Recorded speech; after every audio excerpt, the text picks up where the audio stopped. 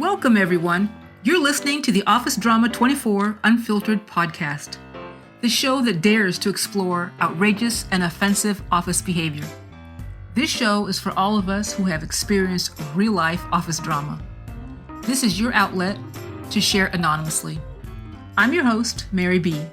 I have over 20 years' experience as a hiring manager, supervisor, and leader in one of the most complex organizations in the world. Let's get this drama started. Last episode, we dove into some seriously messed up workplace drama. But buckle up, because things are about to get even wilder. A tech company in Silicon Valley faced a massive $100 million lawsuit after employees revealed a toxic workplace culture spearheaded by the CEO. Allegations range from sexist remarks to inappropriate team-building events that made employees uncomfortable. Dubbed Brotopia by insiders, the company's internal dysfunction became a cautionary tale for the tech industry. The worst incident involved a company retreat where the CEO pressured employees to participate in a game that involved degrading dares and inappropriate physical contact. Reports of drug-fueled gatherings where female entrepreneurs faced pressure to attend for networking access. These parties occurred weekly in locations such as San Francisco, Napa, Malibu, and Ibiza. The company normalized inappropriate behavior such as tech workers visiting strip clubs during working hours. Marginalizing women in the workplace and social settings were part of their misogynistic traditions. Some employees reported feeling coerced in staying silent out of fear of retaliation or losing their jobs. The Silicon Valley CEO was ousted from the company following the $100 million harassment lawsuit, which settled for an undisclosed amount believed to be in the tens of millions of dollars. The company also underwent a major cultural overhaul, implementing mandatory harassment training and hiring a new CEO focused on rebuilding trust. Several executives, also named in the lawsuit, resigned. One of the aspects I found really interesting about this story, about Brotopia, is the sexist team building games.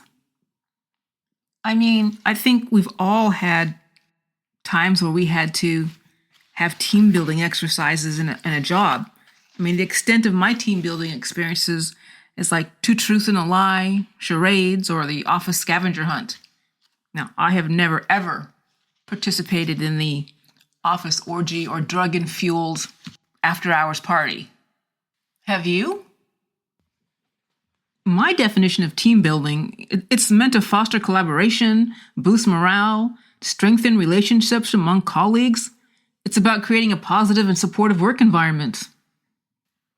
What this CEO did, instead of promoting teamwork and camaraderie, this CEO created a hostile and degrading work environment.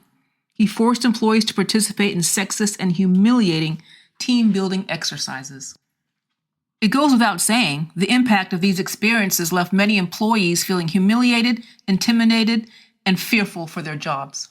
Most invitations are sent out via Snapchat, and the e-parties often included MDMA, molded into the logos of popular tech companies.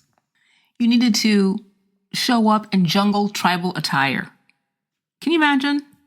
Jungle tribal attire. At your workplace, that's the dress of the day. Not business casual, not formal, jungle tribal attire. One person described this scene as a kind of cuddle puddle. Now, I've never heard of a cuddle puddle. I don't know about you guys, but a cuddle puddle is described as where married entrepreneurs and their significant others sat around rubbing each other and taking drugs. The drug of choice for these activities was ecstasy, also known as MDMA.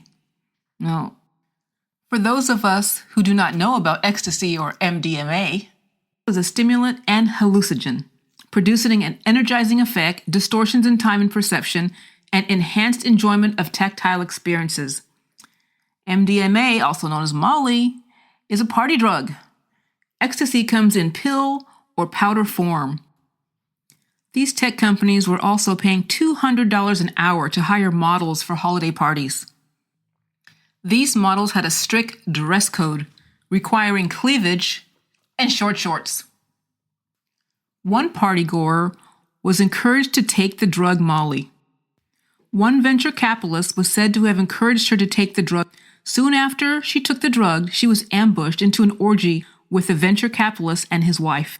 One female entrepreneur reported, "If you do not participate in these sex games, don't ever think about starting a company or having someone invest in you. Those doors are shut. If you don't participate, you're shut out. You're damned if you do, and you're damned if you don't."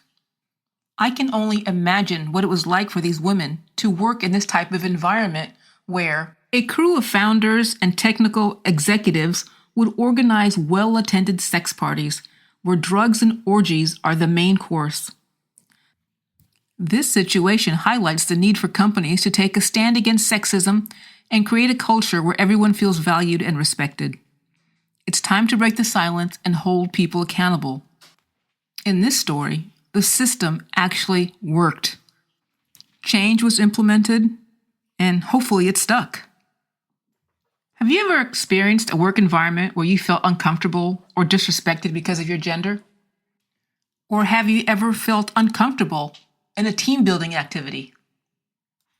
If you would like to share one of your stories, email us at officedrama24@gmail.com. Like, follow, subscribe, and join us next Sunday for the case of the invisible manager.